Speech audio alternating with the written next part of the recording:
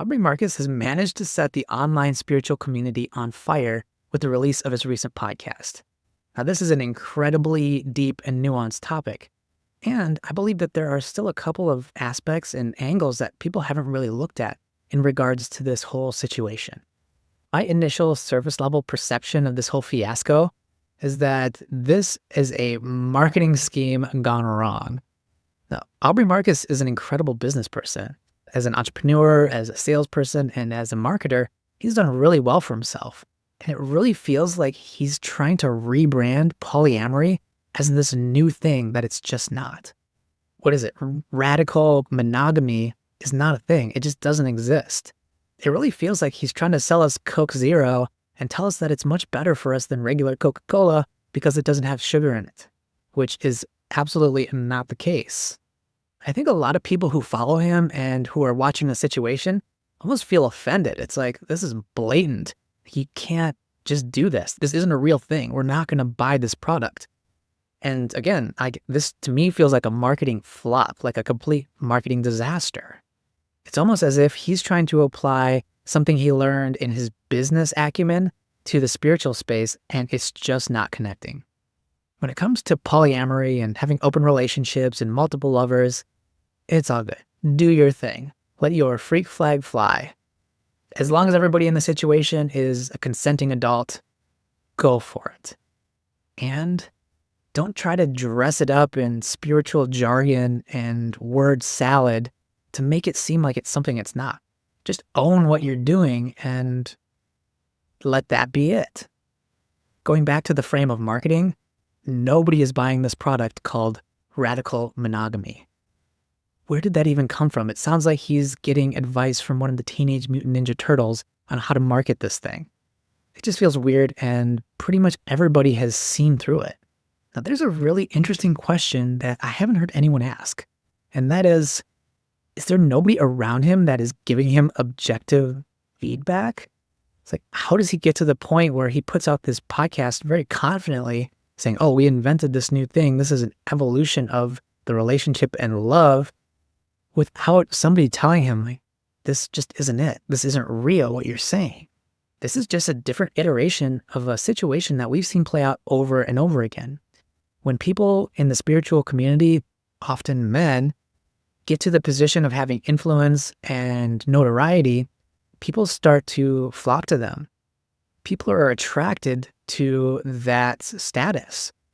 And eventually they surround themselves with yes people, and they stop receiving objective feedback from those around them. Their inner circle becomes filled with yes men and yes women. There are many well-documented instances of people who find themselves in this situation, often men, and it does not turn out well. This is not a new thing that we're observing. I believe that the intense response that this podcast has elicited in many people is a testament to the fact that we're moving into a new energy. What Aubrey is doing is a manifestation of an old paradigm, a top-down, hierarchical, masculine-driven, patriarchal approach to spirituality that shows up in our banking system, that shows up in our governmental system. That sort of energy is not solely manifest in the spiritual community. We're seeing it in all areas of our society. And the planet is moving into a new phase. A new consciousness is emerging in humanity and on planet Earth. And this new energy just is not going to tolerate this sort of behavior and this sort of spiritual narcissism and ego dressed up as a spiritual pursuit anymore. Like, well, it's done. This is an example of people recognizing that old pattern and saying, no, I'm done with this. I'm not going to participate, and I'm not going to stay quiet about it. I can speak up about this. And not only can I speak up about this, I should speak up about this. This is something that I'm observing that doesn't jive with reality and is not moving us in the direction of a more open and honest and inclusive society. In watching the responses to this podcast, there was something that came up over and over and over again that I felt like a lot of people were just missing the mark with. And I would love to hear your perspective. This is an open conversation Unlike the Aubrey Marcus podcast, I'm not going to shut down the comment section to this. So please leave feedback, and I'd love to hear other people's perspective on the idea of the power dynamic of this relationship. In the majority of the responses that I watched, people continuously brought up and pointed out the fact that there is a power dynamic in the relationship between Aubrey Marcus and the two women that he's associated with. And that kind of struck me as odd after I sat with it for a while. In the context of their relationship, which is what this podcast is about, how does he have any specific sort of power over them? From what I understand and what I observed, everybody has entered into this relationship consentingly. They're all adults. I think Alana is 29 years old, and she's the youngest. So everybody in this situation is there because of their own free will. They're choosing to be there. So how exactly is the fact that Aubrey Marcus, yes, he does have influence, he does have plenty of money, he does have status in society, how exactly is he using that power to force either or any of these women to stay in that situation? From my perspective, they could leave whenever they wanted. They're not prisoners to this whole fiasco. They could walk out the door and be gone the next day if they wanted to. And the problem that I have with the power dynamic conversation in regards to this context specifically is that it almost presupposes that the women are in a disadvantageous situation, or that they are inherently disempowered just because Aubrey has influence. Now, I'm certainly not saying that a power dynamic doesn't exist, or that there are power dynamics in relationships that aren't potentially harmful in situations. But in this situation, everybody's consenting. Nobody's being held here against their will. And the women that are with Aubrey know full well that he's a public figure and that these sort of things are likely going to end up on a podcast. This isn't the first time, and I'm sure it won't be the last time the conversation of polyamory is had on the Aubrey Marcus podcast. I saw quite a few responses where people seem to put a lot of emphasis on the power dynamic. Again, if the women are free to leave whenever they want, what power does he have over them? Yeah, there are relationship dynamics, but the words that we use are important. They mean something. And calling a relationship dynamic a power dynamic gives it a certain overtone.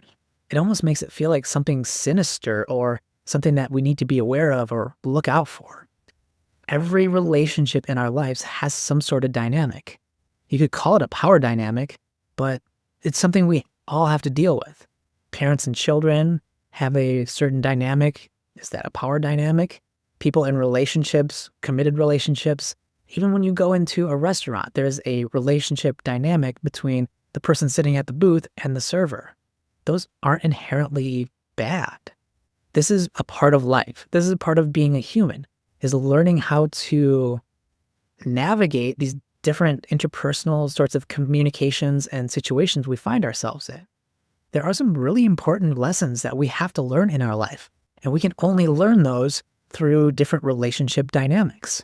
So framing a power dynamic as something that's inherently problematic, I don't think that that's the appropriate way to look at this. I just don't see that.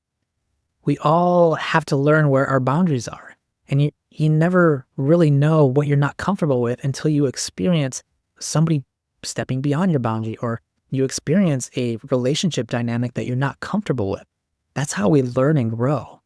And trying to present this as like this is something that Aubrey is imposing or he's being manipulative, who knows? Like maybe he is, and I think clearly based on the fact that he's trying to present this as something it's not, the polyamory, there's an aspect of subtle manipulation or overt manipulation in that, yes.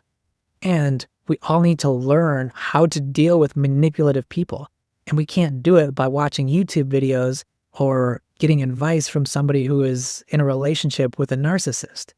These are situations that we have to learn from in our own lives. When I look back at my own life, I see situations where I was in some challenging relationship dynamics with people. You might even call it a power dynamic, where I was in the position where I didn't have as much power as somebody else. And I learned a lot from those situations. And looking back on it, I'm grateful for those people who were manipulative or gaslighting or narcissistic or whatever they were doing, because without those experiences, I wouldn't be where I am now. I wouldn't be who I am today. I wouldn't have the perspective that I have on the world, and I wouldn't be able to navigate my current relationships the way that I can. Now, I'm not saying this to condone bad behavior or manipulation or gaslighting or anything like that.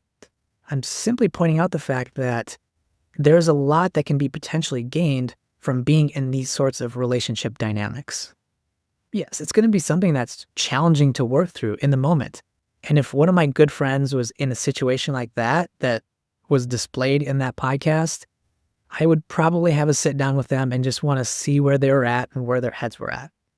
And it's totally up to them. I'm never going to assume that they're being victimized by a situation. I guess for me, that's just not part of my belief system.